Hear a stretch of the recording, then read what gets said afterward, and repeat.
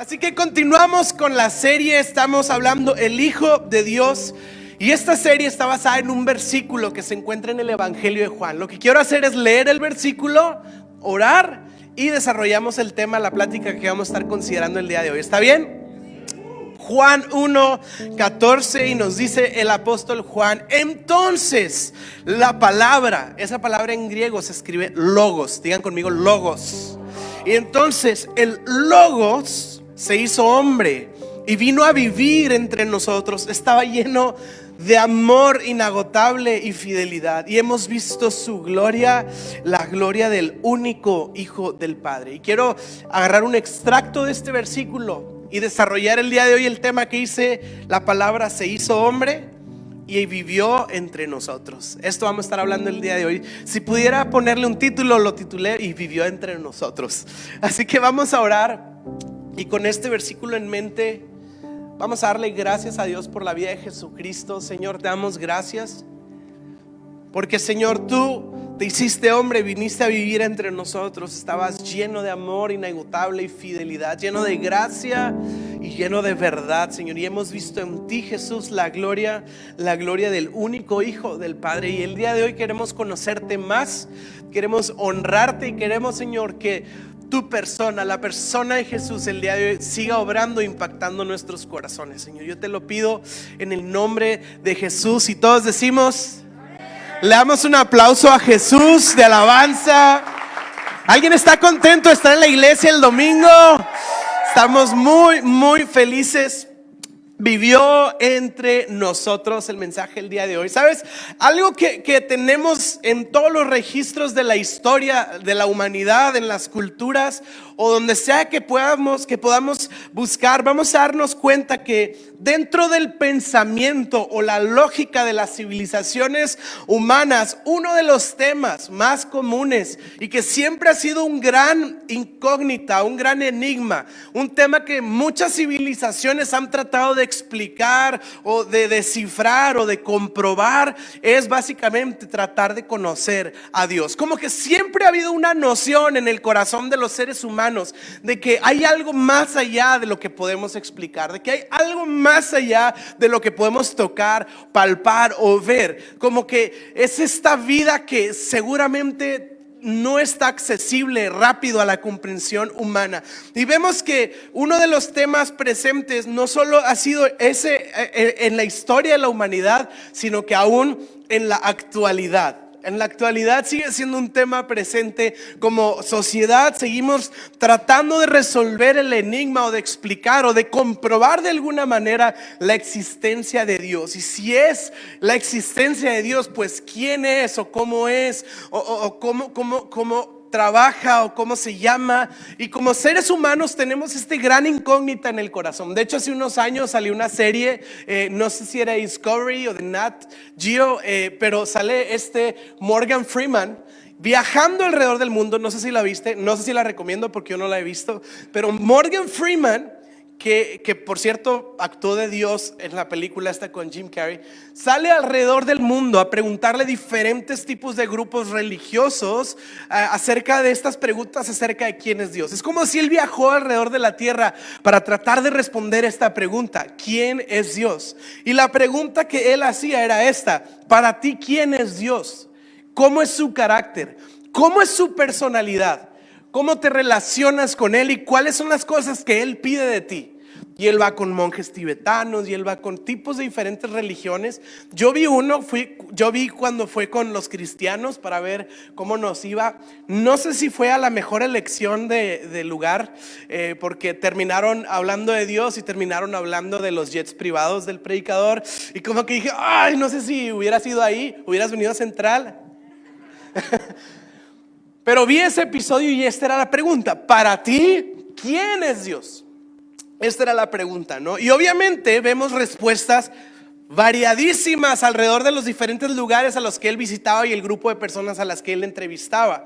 Y había obviamente unas cosas quizá las que estamos familiarizados, y había cosas que definitivamente no estamos familiarizados, cosas muy extrañas y diferentes que pues son parte de las diferentes culturas. Entonces el asunto es Obviamente el documental te da este resumen o este fin de decirte, pues cada quien percibe o concibe a Dios de una manera distinta y personal, ¿no? Cada quien tiene su idea propia de quién es Dios y de cómo se relaciona uno a Dios. Y vemos esto no solo, bueno, en el documental actual del que estoy hablando, vemos también en las culturas prehispánicas que la manera en la que ellos se relacionaban con sus dioses eran muy distintas. Los mayas no tenían una devoción idéntica a los aztecas, y vemos que las sociedades eran diferentes. Vemos, por ejemplo, que sí, los mayas tenían sus ciertos rituales, pero luego vemos que los rituales de los aztecas eran sanguinarios, eran sangrientos, habían sacrificios, cosa que no era exactamente igual con los mayas, por ejemplo.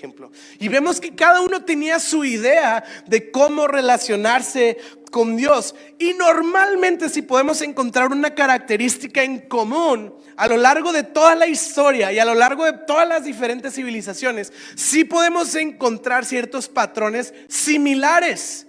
Y uno de ellos es que Dios, o este ser supremo, está en otro lugar.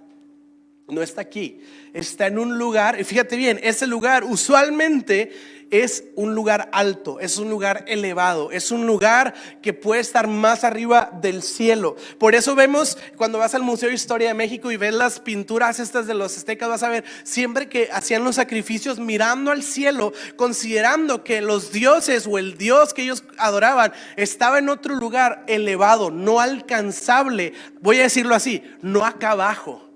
Ok, y vamos a ver la mitología griega y vemos que los griegos concebían este lugar y lo titulaban como el Olimpo.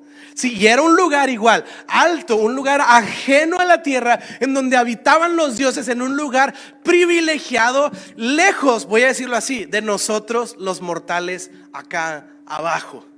Ok, tal manera que el pensamiento griego, me puse muy histórico, ¿verdad? Para empezar, ¿qué dices? Oye, espérate, es domingo, estamos tranquilos.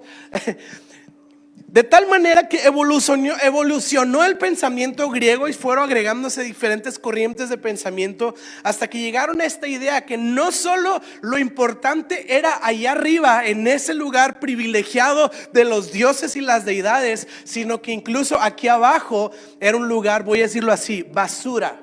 Ellos empezaron a menospreciar lo que aquí había abajo, la tierra, el cuerpo. Para los griegos el cuerpo era un estuche corrupto, era un estuche podrido, era basura. Lo importante era el espíritu y alcanzar esa altura de iluminación junto a los dioses. De tal manera que si los dioses están en un lugar ahí arriba, en un lugar privilegiado, y el lugar aquí abajo es un lugar mugriento o no tan elevado, naturalmente la tendencia del ser humano era perseguir llegar allá, perseguir o encontrar el camino para poder subir a ese lugar elevado. Y esa era la tendencia. ¿Cómo puedo yo subir al lugar de los dioses? Y vamos a ver esto de diferentes maneras se expresaba, pero al final era lo mismo. ¿Cómo nosotros de acá abajo podemos llegar allá arriba? ¿Cómo le puedo hacer? Y algunos lo resolvieron con rituales, algunos lo resolvieron con sacrificios, algunos lo resolvieron, y bueno, para variar, ¿verdad? Si este era el pensamiento, por supuesto que había uno que otro picudo ahí. Ya saben, siempre está el picudo ahí que, no, por cierto, yo soy un iluminado y yo ya subí y bajé, ¿verdad? Y pues hombre, pues ese tipo se volvía famoso y se volvía una celebridad porque él era el iluminado, cuando pues la realidad es que, por favor, ¿no? Entonces siempre estaba esta noción del lugar elevado al que había que apuntar y al que había que buscar. Y entonces estábamos nosotros aquí abajo en este lugar terrible o no tan importante. Y sabes, esta es la maravilla del evangelio, porque mientras tenemos culturas, años de historia, civilizaciones que por años y años decían, ¿cómo aquí abajo podemos ir arriba? De repente en la historia de la humanidad se escuchó un versículo que decía totalmente lo opuesto. Allá arriba vino aquí abajo y se hizo hombre y habitó entre nosotros y caminó con nosotros. Y esta es la maravilla del evangelio, y esto es lo que hace a Jesús tan único y tan diferente y tan disruptivo en la lógica de la humanidad, que no nos dijo persíganme acá arriba. Jesús dijo, yo voy allá abajo con ustedes. Y esto es lo que lo hace totalmente distinto al pensamiento religioso común. Que Dios no dijo suban, que Dios dijo yo voy con ustedes ahí abajo. Y era disruptivo pensando en los discípulos y los apóstoles, porque ellos vivían en una cultura griega. Y de hecho ellos luchaban mucho con la idea, porque si para ellos el cuerpo era corruptible, el cuerpo era basura, ellos, los discípulos decían, y Dios se hizo hombre. Y ellos decían, ¿cómo Dios pudo hacerse vulnerable? ¿Cómo Dios pudo haberse hecho de carne y hueso? Y era algo totalmente fuera de lo lógico. Pero esto es lo glorioso de Jesús, que Jesús no es igual, que Jesús no es lo mismo, que Jesús no es la misma historia solo americanizada o solo es la misma idea de todos, solamente pues le pusimos un nombre cuando fuimos colonizados y pues le pusimos Jesús, pero para los griegos no, Jesús es totalmente distinto a la idea tradicional del pensamiento humano religioso y la devoción. Jesús se hizo hombre y vino a vivir entre nosotros. Y Juan 1:14, lo leíamos al principio, dice, entonces la palabra se hizo hombre y vino a vivir entre nosotros. Entonces la palabra se hizo hombre y vino a vivir entre nosotros. Y sabes, yo mencioné al principio que la palabra griega que usa aquí para la palabra se traduce como logos. ¿Qué es logos? Para los griegos, la tierra y la creación necesitaba tener una explicación. No era lógico que todo tuviera diseño, que todo tuviera esta perfección y que todo tuviera como que detalle tan bien ordenado. Y decían, algo más tuvo que haber creado todo lo que existe, un ser supremo. Y ellos dijeron, a esta fuerza, energía, ser supremo, no sé cómo llamarlo, a esta cosa de quien partieron todas las cosas, ¿qué te parece si le decimos logos? Y los griegos acordaron decirle logos. Y de repente llega el apóstol Juan, bien inteligente, inspirado por el Espíritu Santo, y dice, griegos, lo que ustedes no le han podido poner nombre y le dicen logos, ese logos se hizo hombre y tiene un nombre. Su nombre es Jesucristo. Sí, no, en mi mente sí los oí. No, en mi mente oí los aplausos telepáticos. No se preocupen, no me agüito. ¿Y qué quiere decir? Ahora tú y yo ya hemos estado familiarizados con esta idea. Los teólogos que usan palabras elaboradas le llaman la encarnación, ¿verdad? O sea, que Dios se hizo hombre, que Dios se hizo carne, que Dios se convirtió en un ser humano y habitó entre nosotros. ¿Qué implicación tiene para cada uno de nosotros? Y ahorita que estamos en Semana Santa, por años ha sido tradición ver la historia de Jesús, verla en Canal 5, ¿verdad? Jesús y su reino sempiterno. Y pues vemos muchos Jesuses diferentes, con énfasis diferentes. Y al final pues es una linda historia. Pero, ¿sabes? El evangelio es más allá de una linda historia. El evangelio tiene 3 cualidades en nuestra vida y yo el día de hoy quiero hablar de esto. Tiene la cualidad de darnos conocimiento, por supuesto, pero ¿sabes qué también hace el evangelio? Transforma nuestro corazón. Y ¿sabes qué también hace el evangelio? Que no solo sea transformada nuestro corazón, sino que también sea transformada nuestra manera de vivir. Así que el corazón va a mi mente, a mi corazón y a mis manos. Amén, el evangelio llega a mi mente, a mi corazón y a mis manos. Así que ¿qué implicación tiene para mí que el verbo, que Jesús se haya hecho hombre? ¿Qué significa esto para nosotros? Así que quiero desmenuzarlo en 3 puntos. ¿Qué significa que el verbo se hizo hombre y habitó entre nosotros? Y estoy creyendo que Dios va a hablar algo en nuestras vidas. ¿Alguien lo está creyendo conmigo también? Amén, amén. Así que punto número 1. ¿Qué significa que la palabra se hizo hombre? Y el punto número 1 es este: que ya no hay más misterio. Pareciera que cuando hablamos de Dios, aún dentro de la iglesia decimos, ay, los misterios de Dios. Y es como que esta parte mística, misteriosa, como que pues sí sabemos algo de Dios, pero la realidad es que todo es un abismo abstracto, misterioso, y no podemos responder. Y entonces nos damos la libertad de decir, ¿y tú cómo percibes el misterio? ¿Y tú cómo percibes el misterio? Y cada uno tratamos de descifrar y y decodificar. Y por eso ha habido enseñanzas tan raras a lo largo de la iglesia, ¿no? Porque algunos perciben y yo estaba leyendo la Biblia al revés y cruzado y encontré una palabra ahí y entonces estamos hablando de las cosas de Dios como el misterio. Pero ¿sabes qué hizo Dios con Jesús? Está increíble. ¿Cuántos se identifican con esto? Estás platicando con alguien y luego empiezas a hablar de alguien más que no está ahí. No chismear, porque en Central no chismeamos, no es quiénes somos. Estás hablando, estás celebrando a otra persona. Estás, oye, no, yo tengo un amigo que wow, y es increíble, y Dios lo usa, y no sabes el otro día lo que pasó, y entonces le estás contando.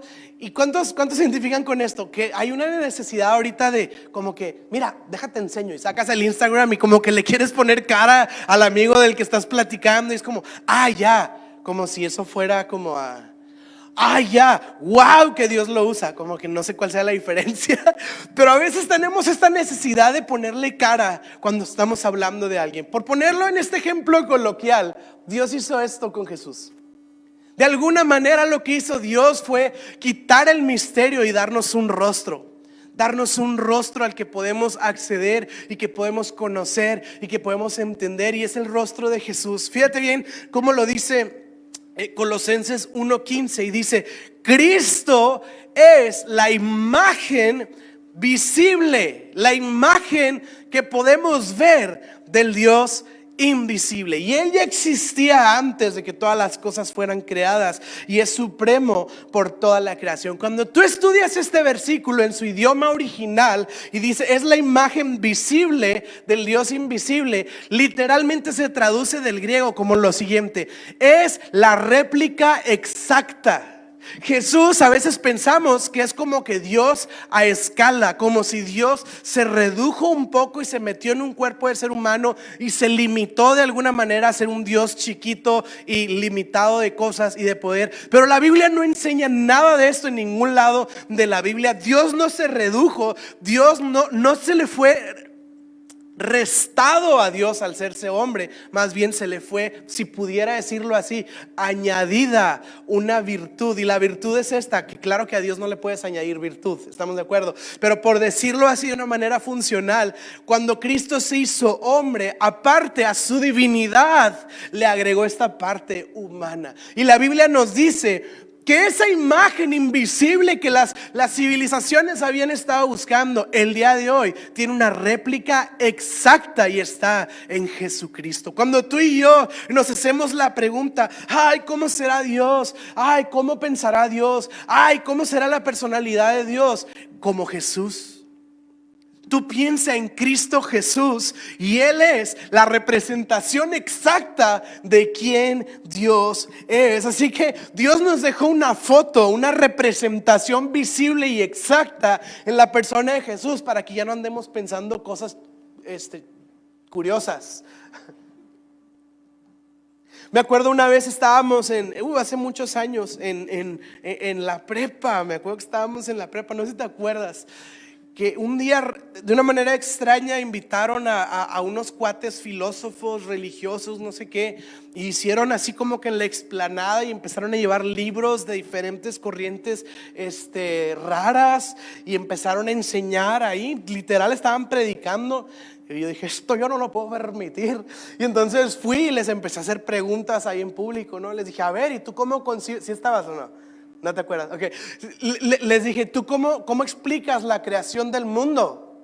Porque estaban hablando y todos, wow, hay que llevarnos unos con otros, wow, trata bien a la gente, wow, este es un iluminado, buena vibra para todos, wow, qué elevada sabiduría. Y yo le digo, oye, ¿cómo concibes la creación del mundo?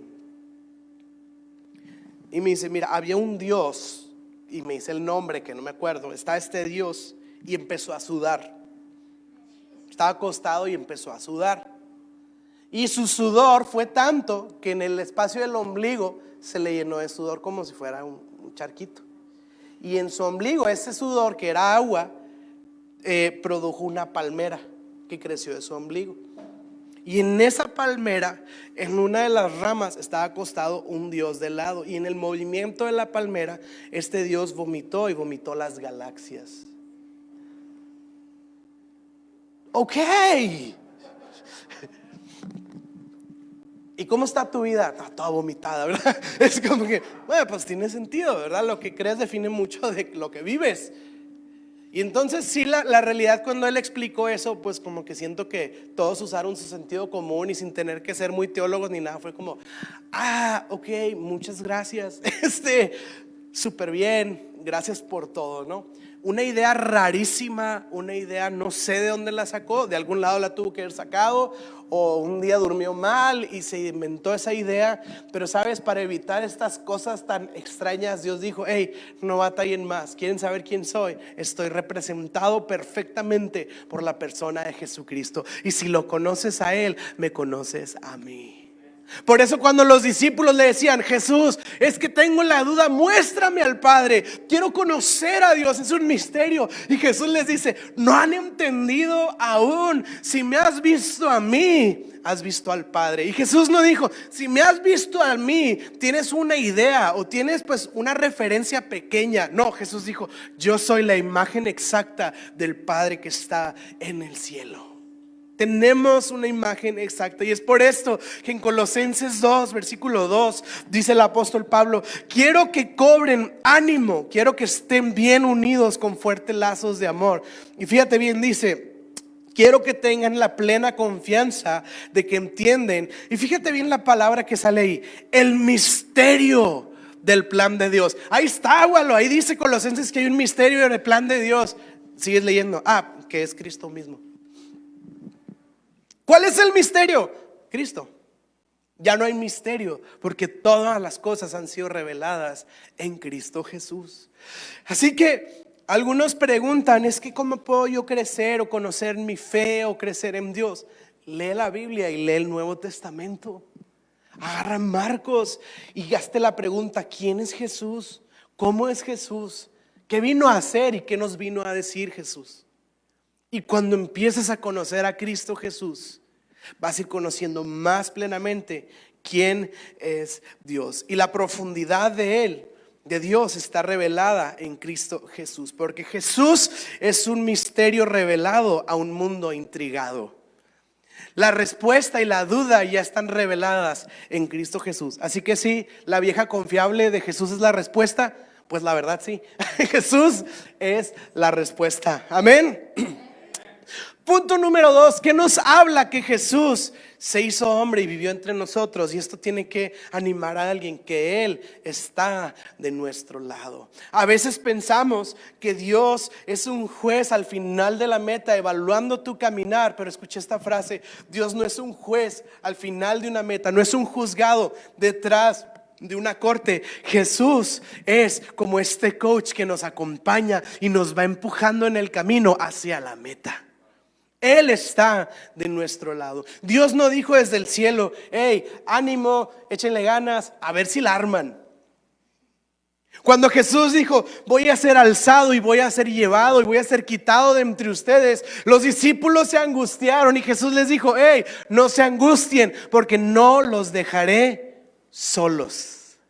Yo estoy con ustedes hasta el fin del mundo. Y Jesús viene y está en nuestro lado. Algunas veces pensamos que Dios es como un juez que está detrás de esta mesa, como estos programas tan famosos de hoy, ¿no? Como America's Got Talent, X Factor, MasterChef, todas estas series y programas que no tienen nada de malo, que es como que alguien haciendo algo y un tipo detrás de una mesa siendo así un crítico bien intenso, diciendo, no, ese pastel te quedó horrible, no, cantaste terrible, no tienes talento, no, métete a clase. Y es como que esta idea, como si Dios estuviera evaluando y viendo el performance, nuestro desarrollo y nuestro acto, y Dios estuviera diciendo al final, ¡pam! No la armaste, pero la realidad es que la Biblia no nos enseña nada de esto. Dios dice que está en nuestro lado, y ¿sabes qué? Tú y yo nunca pudiéramos decir, ¿sabes qué, Jesús? Es que tú estás allá, pero no entiendes cómo está acá. Es que tú estás en esa posición de privilegio y no entiendes las posiciones que estamos viviendo los menos privilegiados. Tú no entiendes. La Biblia nos enseña que nunca pudiéramos decirle a Jesús, tú no sabes o tú no me vas a entender. ¿Alguna vez te ha pasado que estás viviendo algo y le dices a alguien que le estás platicando, híjole, mano, es que no me puedes entender? Si estuvieras en mis zapatos. Sí, esta palabra de empatía, es que ponte en mis zapatos. Y la realidad es que quizá hay alguien viviendo una circunstancia, y a mí me ha pasado gente que viene a hablar y necesito consejo, estoy viviendo esto, y es algo que realmente yo nunca he vivido, y digo, la realidad no tengo la capacidad de dimensionar por lo que estás pasando. Puedo darme una idea, pero quiero honrar tu circunstancia al decirte que no puedo decir que la entiendo completamente. Pero ¿sabes quién sí? Jesús puede entender completamente cualquier circunstancia que tú y yo pudiéramos vivir. Él sí puede relacionarse con cada aspecto de la vida que estamos viviendo y transitando. Quizá pudiéramos pensar como si, sí, Dios, pero tú no sabes, tú estás en el cielo, todo es perfecto allá. Pero si vieras mi circunstancia, Dios, tú no sabes. Pero la realidad es que Jesús, el hecho de que sea encarnado, nos enseña lo siguiente, y es importante que leamos estos versículos de Hebreos 4:14. Y fíjate las palabras, dice, por lo tanto, ya que tenemos un gran sumo sacerdote que entró en el cielo, Jesús, el Hijo de Dios, aferrémonos a lo que creemos. Dice, nuestro sumo sacerdote, y fíjate lo que dice la Biblia, comprende nuestras debilidades. Comprende nuestras. ¿Y por qué? ¿Y por qué las comprende? Porque Él enfrentó, y fíjate lo que dice la Biblia, todas y cada una de las pruebas que enfrentamos nosotros. Sin embargo, Él nunca pecó. ¿Y por qué la Biblia resalta que nunca pecó? Por supuesto, porque resalta la divinidad de Cristo Jesús. Pero también al decirnos que nunca pecó, está diciendo que no solo es el amigo que entiende lo que estoy pasando, sino es el amigo que lo sobrepasó, que venció ese problema, que logró sobreponerse sobre esa debilidad. Por lo tanto, es el amigo que también nos puede sacar a ti y a mí, porque Él ya venció a ese gigante. Si a veces nos conseguimos al amigo que está igual que nosotros y pues haz de cuenta nos hundimos juntos, ¿verdad? No, yo estoy bien mal, y no, pues yo también, y sí, no, te entiendo, no, pues yo también, y pues nos vamos juntos al pozo, ¿verdad? De alguna manera Jesús dice, yo también, pero yo vencí. Así que te puedo dar la mano y puedo llevarte a la victoria que yo ya te regalé en la cruz del Calvario. Versículo 16, por lo tanto, acerquémonos con toda confianza al trono de la gracia de nuestro Dios, y ahí recibiremos su misericordia y encontraremos la gracia que nos ayudará cuando la necesitemos. ¿Qué quiere decir estos versículos? Sea lo que sea que estés o estemos pasando, sea lo que sea que hayas vivido, por más duro, por más incomprensible, sea lo que sea que vivamos como seres humanos, la Biblia nos dice que Él lo entiende, que Él lo comprende y que Él puede relacionarse con nuestra debilidad, que Él puede relacionarse con nuestro dolor, que Él puede relacionarse con cada una, como dice ahí, cada una de las situaciones y circunstancias que podamos vivir, porque Él mismo las experimentó en carne propia. Hay algo que es importante destacar, y es que por alguna razón en las películas de Jesús el Nazareno y su reino sempiterno de Canal 5, dale, es que yo ahí las veía. No, pues ahorita ya en Netflix, ¿verdad? Y The Chosen. No, antes era Canal 5. Y en esas películas, cuando pasan a Jesús en la tentación del desierto, ya sabemos esa escena. Vemos a Jesús en el desierto, el sol del desierto, y llega el diablo a tentarlo. Convierte estas piedras en pan. Y por alguna razón las películas siempre te ponen un Jesús triunfal. ¡No! ¡Apártate de mí, Satanás! hágase para allá, chusma. Bueno, esa es la versión Walo habla hoy, ¿verdad? No la lean. Y luego otra tentación, tírate del pináculo y Jesús, no, solo al Señor servirás y no lo tenta. Y ves a un Jesús tipo así como que no, hombre, no, tú me haces cosquillas. Pero entonces no tiene sentido lo que la Biblia nos viene diciendo una y otra vez, también en el versículo que acabamos de leer, que fueron realmente debilidades para Jesús. Fueron la tentación del desierto. Lucas 4 dice que fue tentado en el desierto.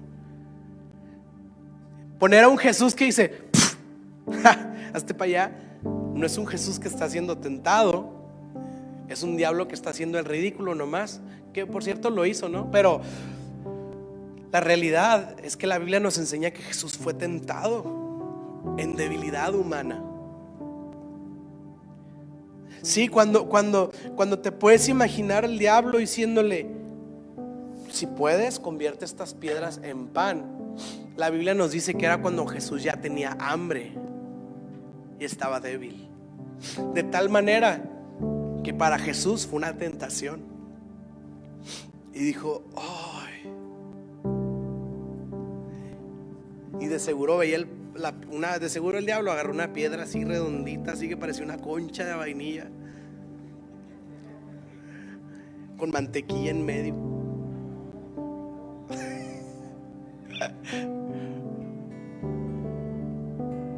Aquí sí sabemos lo bueno, ¿no? Y Jesús la vio y fue una tentación para él. Puedes pensar en esto: Jesús, su naturaleza es estar en gloria, en un trono, en un reino por toda la eternidad, y de repente está en un establo, y de repente está en un desierto muerto de hambre, y de repente tiene que sufrir. Y el diablo le dice: Jesús, esto es de nacos, Señor. Tú estás acostumbrado a los reinos, yo te los puedo dar.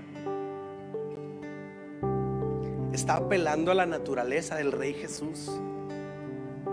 No está diciendo, ay, Jesús egoísta. No, o sea, realmente está apelando a algo que es la naturaleza de Cristo Jesús, que es estar sentado en un trono rodeado de gloria. Jesús enfrentó las tentaciones y las vivió en carne propia, pero la Biblia nos dice, por eso dice la Biblia en Romanos, que Él fue el campeón de nuestra fe, porque sí las enfrentó, pero las venció. Entonces tú y yo podemos relacionarnos con un amigo que entiende lo que estamos viviendo, pero que también puede llevarnos a la victoria. Estoy siendo tentado en esto, Jesús. Te entiendo. Vamos a darle para adelante. Bástate de mi gracia, porque yo puedo ayudarte a salir adelante. Gracias, Señor. Señor, es que estoy tan desanimado. Y Jesús, sí, antes de ir a la cruz yo dije, mi alma está angustiada hasta la muerte. Yo entiendo el dolor que pasas, pero yo puedo levantarte, porque mi gracia es suficiente para ti. Y sabes que en el primer punto ya no hay misterio, podemos conocer a Dios a través de Jesús, conocimiento. Pero lo hablé de transformación en el corazón, y esto nos tiene que transformar la vida. ¿Sabes por qué? Porque Jesús puede entrar al rincón más profundo e íntimo de tu corazón. Quiere hacerlo, y no va a venir a hacerlo para ser un juez, va a venir para hacer lo que aquí acabamos de leer: la misericordia y la gracia para el oportuno socorro. Nuestro ayudador, quien entiende nuestras debilidades. Este es otro tema a diferencia de los griegos. Los dioses estaban tan separados y tan elevados que no podían entender ni relacionarse con los simples mortales, pero Dios sí. ¿Sabes? Y entiéndase lo que voy a decir. A veces atravesamos por cosas y lo primero es, le voy a contar a mi amiga, le voy a contar a mi amigo, le voy a ir a decir a mi psicólogo. Y entiéndase, nosotros, o sea, muchas veces recomendamos ir a terapia o ir con un psicólogo, no tiene nada de malo. Pero a veces ni siquiera consideramos que quizá Dios puede entender lo que estamos atravesando y que Él puede darnos consuelo a través de lo que estamos viviendo. A veces subestimamos el consuelo de Dios. ¿Sabes? Conozco una persona de hace años que sufrió algo terrible en su vida. Yo estaba impactado. En un accidente perdió un hijo. Terrible. Y esta persona sufriendo y sufriendo y sufriendo y sufriendo y sufriendo. Y la pregunta era ¿por qué? ¿Por qué? ¿Por qué? Y todas estas dinámicas que se entienden. Y un día esta persona, porque esta persona lo compartió y dijo, le dije a Dios, Dios, es que perdí un hijo. Y dice que en su corazón escuchó que Dios le dijo, yo también. ¿Sabes el consuelo que eso trae al corazón? Y luego esta persona le dijo, Dios, pero el tuyo resucitó. ¿Sabes qué le dijo el Señor? El tuyo también va a resucitar en gloria. Y ves cómo esto empieza a transformar el corazón, cómo esto empieza a hacer algo dentro de nosotros. No es un Dios lejano al que le tenemos que pasar exámenes. Es un Dios que camina con nosotros en la cima o en el valle. Y no es ese coach con falta de empatía, es ese Dios tan cercano que lo vivió en carne propia. Dios, es que estoy sufriendo, yo también sufrí. Es que Dios es injusto, yo también viví injusticia. Es que Dios me rechazan, fui rechazado. Y vemos un Dios que transforma el corazón porque vino y tomó la iniciativa. Y por último, número 3, y esto me voy rápido, ahora sabemos cómo caminar. Eso significa que Dios se hizo hombre y caminó entre nosotros. Es que ahora sabemos cómo caminar. Fíjate, lo podemos conocer, y hablé de la mente.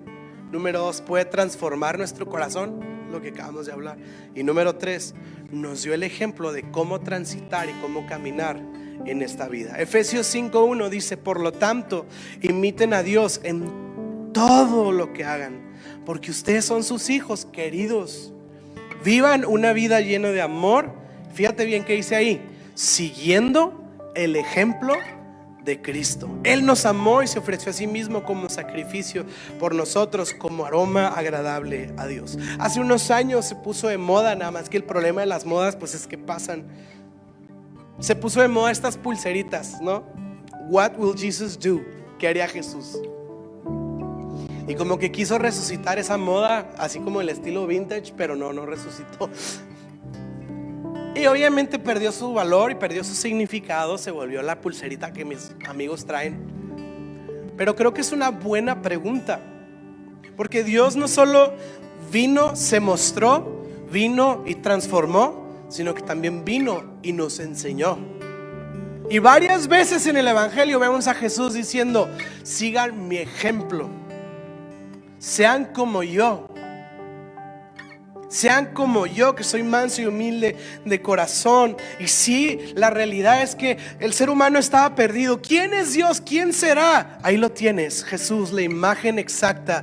Bueno, pero ok, ya sé quién es, pero esa es información. Pero estoy perdido en mi interior. Y luego Dios viene y dice, yo puedo obrar en tu corazón, porque yo vine. Y no vine solo de una manera externa, sino vine a ser este Dios lleno de gracia y misericordia, que puede relacionarse con tu corazón. Ok, pero ya sé quién es, ya no estoy perdido en quién es Dios, ya no estoy perdido en mi interior, pero ahora estoy perdido. ¿Cómo alcanzo mi propósito? ¿Cómo vivo la vida? Y entonces también se responde en Cristo Jesús. Pues la pregunta es, pues ¿qué haría Jesús en la situación en la que te encuentras? Estoy tomando una decisión, ¿qué haría Jesús? Estoy tomando un plan, ¿qué haría Jesús? Estoy enfrentando algo, ¿qué haría Jesús? Y Cristo es nuestro ejemplo supremo. Y ahí es donde la historia de Cristo Jesús deja de ser una bonita historia del pasado y se encarna en nosotros. ¿Qué haría Jesús? Y yo quiero resucitar esa frase y que la podamos meditar y que la podamos poner en práctica todos los días. ¿Qué haría Jesús?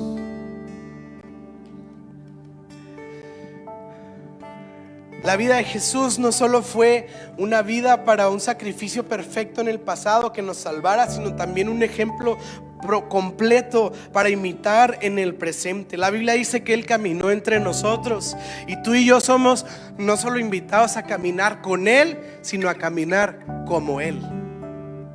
Él es nuestro ejemplo.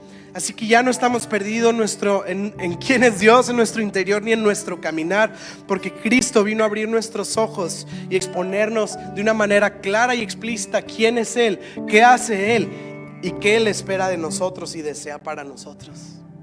Así que, ¿qué haría Jesús? Me firmaron esto en el Instagram. Ok, ¿qué haría Jesús? Me ofrecieron esta oportunidad de trabajo, está rara. ¿Qué haría Jesús? Mi esposa me habló así. ¿Qué haría Jesús? Voltearía las mesas. No se crean. No se crean. No te creas, Y Él es nuestro ejemplo supremo. Amén. ¿Por qué no te pones de pie? Y quiero que oremos.